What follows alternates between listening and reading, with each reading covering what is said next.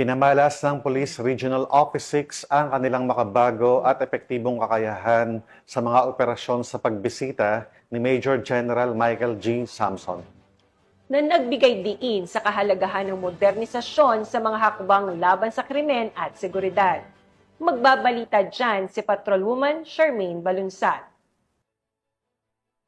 Pinamalas ng Police Regional Office 6 ang kanilang makabagong kakayahan sa operasyon sa pagbisita ni Major General Michael Samson, Commander ng 3rd Infantry Division ng Philippine Army, sa pamamagitan ng serya ng demonstrasyon na gumagamit ng makabagong teknolohiya na nagpapakita ng patuloy na modernisasyon ng mga operasyon ng pulisya sa Western Visayas na ginanap sa Camp General Martin Chupelo B. Delgado, Port San Pedro, Iloilo City. Nito lamang ika-10 ng Nobyembre taong kasalukuyan. Isa sa tampok ng aktibidad ang paggamit ng drone technology na nagpakita ng liksya at kakayahang umangkop sa iba't ibang sitwasyon sa operasyon. Binibigyang diin nito ang mahalagang papel ng mga drone sa mga special weapons and tactic missions sa pagpapataas ng situational awareness, koordinasyong taktikal at real-time intelligence gathering na mahalaga sa tagumpay ng operasyon at kaligtasan ng mga tauhan.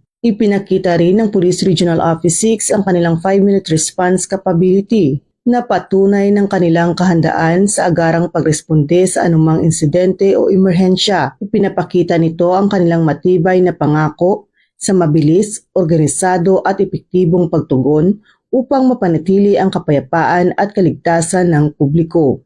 Sa kabuuan, ang aktibidad ay hindi lamang nagsilbing pagpapakita ng mga makabagong teknolohiya na ginagamit ng Police Regional Office 6, kundi naging daan din upang patatagin ang ugnayan at kooperasyon sa pagitan ng Philippine National Police at Armed Forces of the Philippines sa pagsulong ng kapayapaan, seguridad at kaayusan sa buong Western Visayas. Mula dito sa Western Visayas, ako ang inyong Police News Network correspondent, Patrolwoman Charmaine Balunsat, alagad ng batas, tagataguyod ng Balitang Pulis.